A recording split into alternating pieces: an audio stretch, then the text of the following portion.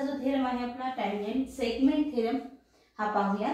Tangent segment theorem हा activity base वरती दिलेला आहे बुक मध्ये, तरी पण आपण डिटेल्स मध्ये पाहूया। थेरमचं स्टेटमेंट आहे tangent segment drawn from an external point to a circle are congruent. म्हणजे याच्यामध्ये आपल्याला काय सांगितलंय की सर्कलच्या बाहेरच्या पॉइंट मध्ये ज्यावेळेस काय होतात, जे सेगमेंट तुमचे टँजंट सेगमेंट इंटरसेक्ट होतात ते सेगमेंट कसे असतात, कॉन्ग्रुएंट असतात, हे आपल्याला प्रूफ करायचं आहे। आता थेरम म्हटलं की याच्यामध्ये पार्ट आला आपला given, to prove and proof. Given मध्ये जे काही दिले ते आपण घेऊया। त्याच्यामध्ये जो सर्कलचा सेंटर आहे तो सर्कलचा सेंटर आपण ओ हा कन्सिडर करूया।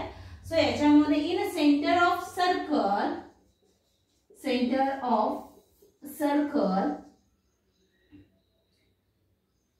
कोणता आहे, in centre of circle O, segment, which segment, segment AP and segment BP intersect external point, which point, कोणत्या पॉइंट मध्ये इंटरसेक्ट होत आहे, तर एक्सटर्नल पॉइंट जो आहे तो पॉइंट आपण कन्सिडर केलाय P। जे आपल्याला गिवन मध्ये दिले त्याच्यानुसारच आपण फिगर ड्रॉ करून घेतली, त्याचं एक्सप्लेनेशन मध्ये गिवन मध्ये दिलेले सर्कल काढून घेतला। सर्कल मध्ये आपण काय घेतले, दोन सेगमेंट अशा घेतल्या टँजंट सेगमेंट, ज्या की एकमेकांना बाहेरच्या पॉइंट मध्ये इंटरसेक्ट होतात। मग अशा फक्त आपल्याला दोनच टँजंट भेटतात, ठीक आहे। मग त्या टँजंट एपी आणि बीपी आहेत, त्या पॉइंट पी मध्ये एकमेकांना इंटरसेक्ट होत आहेत। हा पार्ट झाला गिवनचा। नंतरचा पार्ट असेल आपला टू प्रूफ। ऍक्च्युअल प्रूफ काय करायचं की याच्यामध्ये जे सेगमेंट टँजंट सेगमेंट आहेत, segment AP is a congruent segment किंवा इक्वल जरी म्हणलात, इज इक्वल टू जरी म्हणलात तरी चालेल, AP is equal to BP. आणि नंतरचा पार्ट असेल आपला कन्स्ट्रक्शनचा। सो कन्स्ट्रक्शन, याच्यामध्ये कन्स्ट्रक्शन करून घेत असताना आपण या पद्धतीने करून घेऊया, ओके। जे कन्स्ट्रक्शन केले ते कन्स्ट्रक्शन आपल्याला कशामध्ये लिहावं लागणार आहे, राईट, कन्स्ट्रक्शनच्या पार्ट मध्ये घ्यावं लागणार आहे। याच्यामध्ये कन्स्ट्रक्शन आपण काय करून घेतलंय की ड्रॉ सेगमेंट्स, कोणते सेगमेंट ड्रॉ करून घेतल्यात, draw segment OP, segment OB and segment OA. हा तीन सेगमेंट आपण काढून ड्रॉ करून घेतलेले आहेत आणि लास्ट पार्ट जो असेल तो असेल आपला प्रूफचा पार्ट असेल। कन्स्ट्रक्शन केल्यानंतर इथे आपल्याला काय दिसते, दोन ट्रायंगल्स तयार झालेले दिसतात।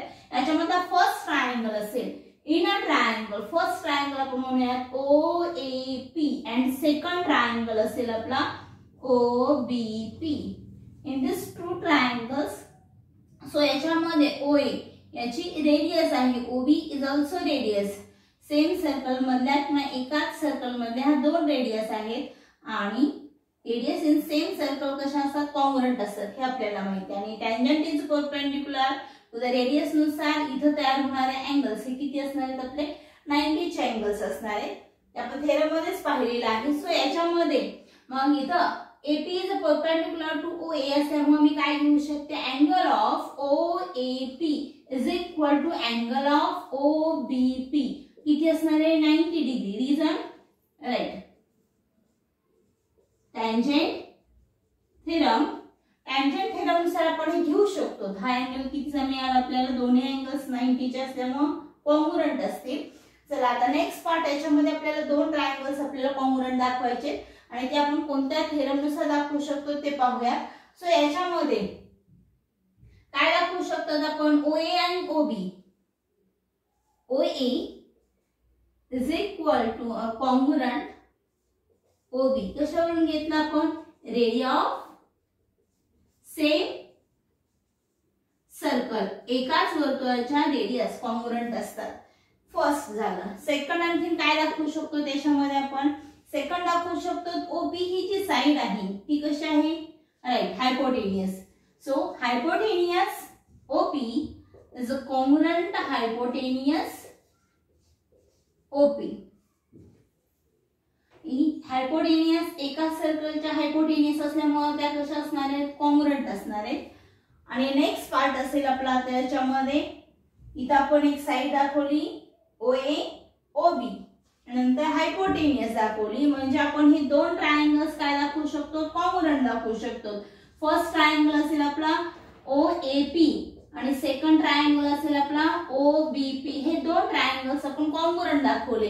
कोणत्या टेस्टनुसार पहा इथं साइड हायपोटेन्युअस नाही मीन्स कोणता थेरम असेल बरोबर आहे हायपोटेन्युअस साइड टेस्ट नुसार हे दोन ट्रायंगल्स कसे मिळाले आपल्याला कॉन्ग्रुएंट्स मिळाले. आणि हे दोन ट्रायंगल्स जर कॉन्ग्रुएंट असतील तर त्याच्या करस्पॉन्डिंग साइड सुद्धा कॉन्ग्रुएंट असतील. मग कोणत्या करस्पॉन्डिंग साइड्स आपण घेऊ शकतो right. AP is a congruent BP that means AP is equal to BP. AP is equal to BP. हेच आपल्याला दाखवायचं होतं सेगमेंट AP कॉन्ग्रुएंट BP किंवा AP is equal to BP असं जरी म्हटलं तरी सुद्धा चालेल. इथपर्यंत सर्वांच्या लक्षात आलं असेल. राइट. चला हा थेरम इथपर्यंत सर्वांच्या लक्षात आलाय. आता यावर आधारित काही एक्झाम्पल्स आपण पाहूयात. तोपर्यंत हा थेरम लिहून घ्या.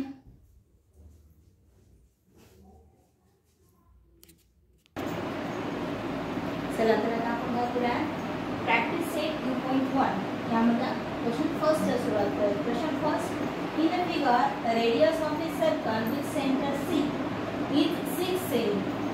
Line AB is a tangent at A. Answer the following questions. First question आहे आपला what is the measure of angle CABY? What is the distance of point C from line AB? Y. Third, distance of AB is equal to 6. Find distance BC. What is the measure of angle ABC? Question mark Y question mark. चार question आपल्याला solve करायचे आणि त्याच्यावर figure व्यवस्थित पहा. याच्यामध्ये C हा त्याचा काय आहे सेंटर ऑफ सर्कल आहे.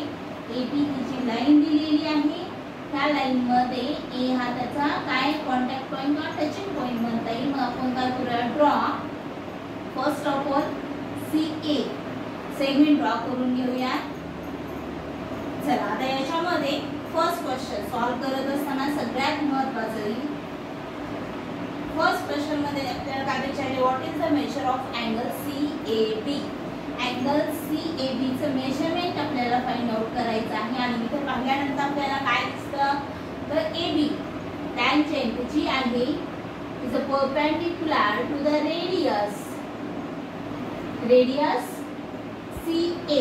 दॅट मीन्स टॅन्जेंट थेरम नुसार आपण काय सांगू शकतो angle of CAB is equal to 90 degree. Reason काय असेल right tangent theorem first. then second question मध्ये आपल्याला त्यांनी काय विचारले what is the distance of point C from line AB. point C चं लाईन AB पासूनचं डिस्टन्स किती आहे ते आपल्याला तर फाइंड आउट करायचं. म्हणजे इथे सुद्धा आपल्याला C is perpendicular to the AB जे आपल्याला गिवन मध्ये दिलेलं आहे. दॅट मीन्स आपण गिवन नुसार काय सांगू शकतो CA is equal to 6 semi. कशावरून गिवन मध्ये दिले टॅन्जेंट थेरम. सो CA चा डिस्टन्स किती असणार आहे 6 semi. So CA is perpendicular to the AB. आता नेक्स्ट पॉइंट थर्ड क्वेश्चन इथे घेऊया. Third distance AB is equal to 6. Find distance BC. Distance AB दिलेला आहे आपल्याला किती दिलेला आहे 6 सेमी दिलेला आहे. Distance AB that means length of segment AB 6 semi. आता डिस्टन्स काढायचे आपल्याला कशामध्ये डिस्टन्स काढायचे BC मध्ये डिस्टन्स काढायचे. नाउ इन अ ट्रायंगल कोणता triangle in a triangle CAB we know that angle of CAB is equal to 90 degree. that by the tangent theorem. So now apply and by Pythagoras theorem.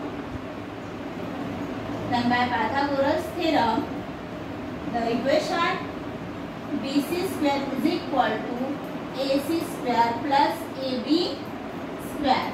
So put the values BC unknown, BC square as it is. AC is equal to 6, so 6 square. AB is equal to also 6, so 6 square.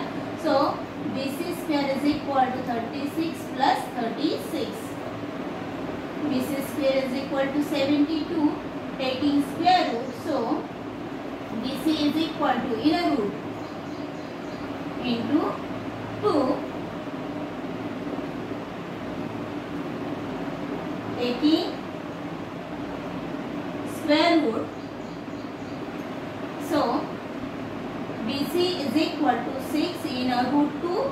Semi. इथं आपल्याला BC ची length मिळालेली आहे, ती मिळालेली आहे 6 semi. Third question झालेला आहे. फोर्थ क्वेश्चन नंबर 4 मध्ये आपल्याला त्यांनी काय विचारलेलं आहे किंवा काय काढायचं आहे. What is the measure of angle ABC. Angle ABC चं मेजरमेंट काढायचं आहे आणि ते थोडं काढलं ते रिझन. ठीक आहे. क्वेश्चन 4 अँगल ऑफ B चं मेजरमेंट फाइंड आउट करायचंय.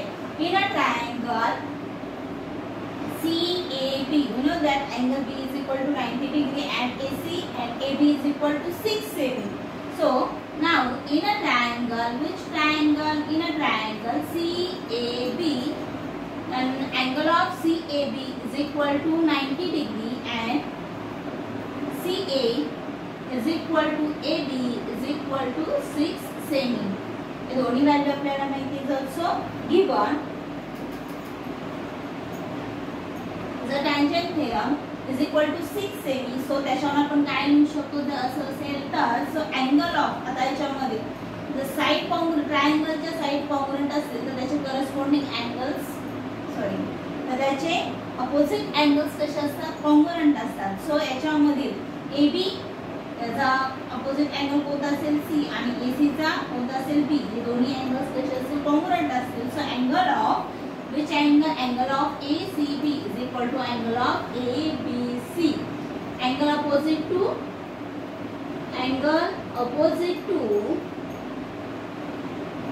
congruent sides. और आणखी एक तुम्ही त्याच्यामध्ये रिझन घेऊ शकतात आयसोस्केलर ट्रायंगल्स. दोन्ही थेरमनुसार घेतलास तरी चालेल. Angle opposite two congruent side बनणार किंवा आयसोस्केलर ट्रायंगल थेरमनुसार तरी बनणार तरी चालेल. इज इक्वल टू हे जर कॉन्ग्रुएंट असेल तर याची लेंथ आपण काय कन्सिडर करूया इज इक्वल टू आपण x कन्सिडर करूया. सो इन अ ट्रायंगल याच्यामध्ये angle of ACB plus angle of ABC plus angle of which angle remaining angle is angle of CAB is equal to 180. हे कशावरून लिहू शकतो आपण angle sum property in a triangle. Angle sum property in a triangle. So angle C is equal to x, angle B is equal to also x, angle A is equal to 90. Put the value is equal to 180 x 2x is equal to 90 value इकडे गेली get 90. so x is equal to 45 degree. so आपल्याला काय माहिती आहे याच्यामध्ये angle x that means which angle of ACB is equal to x that means angle of ACB is equal to 45 degree. कोणता angle काढायचा आहे आपल्याला ABC. So angle of ABC आपण काय सांगू शकतो त्याच्यामध्ये angle of ACB is equal to angle of ABC is equal to 45 degree. that means angle of ABC is equal to also 45 degree. या पद्धतीने आपण क्वेश्चन फर्स्ट सॉल्व केलेला आहे. सर्वांच्या लक्षात आला असेल. चला एवढा क्वेश्चन लिहून घ्या आणि बाकीचे जे क्वेश्चन्स असतील ते सर्व विद्यार्थ्यांनी बाकीचे क्वेश्चन्स कंप्लीट करायचे आहेत आणि तो तुमचा होमवर्क आहे असं गृहीत धरा आणि व्हॉट्सअपच्या ग्रुपला बाकीचे राहिलेले क्वेश्चन